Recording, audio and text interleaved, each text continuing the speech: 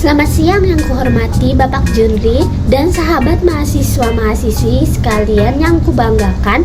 Di saat ini, izinkan aku Yohana Nonik berada di depan teman-teman semua karena aku bersemangat untuk berbagi bagian yang dekat dengan kehidupan kita semua. Tidak perlu berlama-lama lagi, yang aku ingin bagikan itu adalah budaya konsumtif. Nah, di masa kini, kita itu selalu pengen semua hal. Tapi sebagai mahasiswa tentunya kita itu penuh dengan dilema antara kebutuhan, antara keinginan dan juga tanggung jawab kita sebagai mahasiswa. Maka dari itu, di sini aku ingin ajak teman-teman semua untuk melihat kebudayaan konsumtif di sisi yang positif, yang bisa bermakna dan juga sehat. Oke, sekarang mari kita mulai berimajinasi. Kita ini lagi jalan di dalam hutan yang antah berantai yang sangatlah lebat. Di sana ada banyak pohon yang tinggi-tinggi. Ada aliran sungai deras bersama dengan langit biru cerah yang terlihat dari balik pepohonan. Namun, di balik semua keasrian dan keindahan itu, terdapat jebakan maut yang tersembunyi. Benar sekali, jebakan maut itu adalah budaya konsumtif yang negatif. Di dalamnya hanya ada dorongan tanpa henti untuk menginginkan dan memiliki sesuatu yang lebih, tanpa benar-benar tahu kita memerlukan itu ataupun enggak. Teman-teman, kenapa ini penting? Ya, karena apapun pilihan kita itu menunjukkan jati diri kita, pendapat kita, penilaian kita, hingga rencana masa depan kita. Jangan-jangan kita nanti itu jadi kayak tikus yang terperangkap di kandang lalu hanya berputar-putar tanpa arah hingga lelah sampai kita itu ikutan nangis karena uang aja udah gak ada. Mari kita pikir sebagai mahasiswa. Kita itu kan diajarin untuk berpikir kritis ya. Mengapa kita tidak menerapkannya dalam pola konsumsi kita? Caranya? Nah, berdasarkan pengalamanku ya, waktu aku mendengarkan bisikan-bisikan halus untuk beli stiker-stiker yang unyu-unyu sama gantungan yang bikin gemas itu, aku berhenti sejenak dan bertanya kepada diriku sendiri, aku nanti pakai ini gak ya? Kedepannya aku simpan gak ya? Nah, saat pikiran ini mau bilang iya, aku memukul kepalaku. Aku bilang kepada diriku sendiri, sadar weh Nonik, kamu kan biasanya cuman pakai sebentar, lalu nantinya hilang entah kemana. Puji Tuhan, karena pemikiran itu, dompet pun batal menangis. Ya, pada akhirnya, seperti seorang petualang yang harus memilih peralatan yang cermat, maksudnya dengan cermat sebelum menjelajah di hutan, aku juga pun harus memilih dengan cermat apa yang mau kumasukkan ke dalam kehidupanku ini. Sama juga dengan teman-teman semua kan? Oke. Tunggu dulu. Sebelum aku lanjut, jangan salah paham ya teman-teman. Konsumsi sehat itu bukan berarti kita anti beli barang yang terbaru ya. Sebaliknya, kita itu tahu nilai dari apa yang kita beli. Sama seperti tanaman yang hanya menyerap air secukupnya, kita pun harus mengambil apa yang kita perlukan saja, sewajarnya saja, bukan untuk memuaskan nafsu yang sementara. Tetapi lagi, konsumsi kita memang kadang tidak bisa dihindari hanya dengan berpikir saja. Ada perasaan di hati yang tidak bisa kita hindari. Hayo loh, siapa di antara teman-teman yang tidak pernah merasa puas saat membeli sesuatu yang disukai? Sama ya. Itu sih wajar ya. Yang gak wajar itu kalau kita gak pernah pengen sesuatu sama sekali. Namun lagi, memang kepuasan itu bertahan lama. Ataukah hanya seperti embun pagi yang cepat menguap? Sekarang, coba teman-teman semua bayangkan lagi. Teman-teman membeli baju baru yang keren. Di awalnya tentu saja ada rasa senang kan? Tapi seminggu, 2 minggu, kemudian baju itu hanya jadi pajangan aja di lemari. Nah, itulah gambaran konsumsi dari hati kita yang seringkali hanya menjadi kebahagiaan semata. Maka dari gambaran itu, sekarang aku ingin menyampaikan cara kita semua dapat menciptakan budaya konsumtif yang sehat.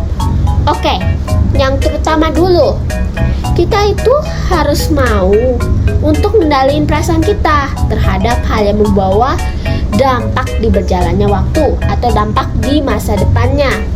Dibanding ngebeli barang, baiknya kita itu ngebeli pengalaman. Mungkin seminar kek, workshop kek, belajar keterampilan baru kayak bahasa kek, ataupun pergi travel entah mau kemana ya. Sama aja kayak matahari yang terang memberi kehangatan, kita bisa mendapatkan nilai hidup dari cahaya hangat konsumtif yang bermakna. Nah, sebagai pelajar tingkat atas, aku dan teman-teman semua adalah seorang agen perubahan. Mengapa? Ya, karena konsumsi kita itu tidak hanya berpengaruh kepada diri kita saja, tetapi juga terhadap orang terdekat kita. Aku dan teman-teman sekalian sekali lagi harus bertanya kepada diri sendiri, gimana ya keputusan konsumsiku itu memengaruhi dunia? Ya, kalau nggak dunia, minimal lingkungan sekitar ya. Pikirkan saja, plastik sekali pakai yang sering kita gunakan, ataupun gelas minuman yang sering kali kita gunakan bersama dengan sedotan plastik itu, langsung dibuang aja kan. Itu aja udah termasuk langkah kecil untuk merusak lingkungan kita. Sebaliknya, menggunakan botol minum seperti tumbler itu bisa jadi langkah lain untuk mencegahnya. Ini adalah konsumsi dengan etos, yang dengan tumbler itu di mana kita itu tidak egois, tapi kita juga memikirkan lingkungan sekitar dan orang sekitar kita. Ibarat kebun yang terbengkalai dengan tanaman mati jika tak ditabur dan dirawat, semua sia-sia jika kita bertindak pada keinginan impulsif saja. Tapi lagi, jika kita rela dan tentu mau menabur serta merawat kebun itu, niscaya buah yang dihasilkan akan lezat kok. Ini juga sama konsepnya dengan budaya konsumtif kita. Kalau kita tahu prioritas kita, berpikir sebelum bertindak, lalu membedakan kebutuhan dan keinginan kita, niscaya lagi kita pasti akan menuai kepuasan, kebahagiaan, dan mungkin saja dunia jadi lebih baik. 10 tahun ke depan mungkin saja kita semua akan kembali ke PH ini sebagai seorang alumni yang sukses. Dalam perjalanan itu kita coba mengingat berbagai keputusan yang kita buat, berbagai pilihan yang kita buat selama masa kuliah. Apakah kita akan bangga karena telah memilih jalan dengan bijak, atau justru menyesal karena kita menjadi seseorang yang impulsif?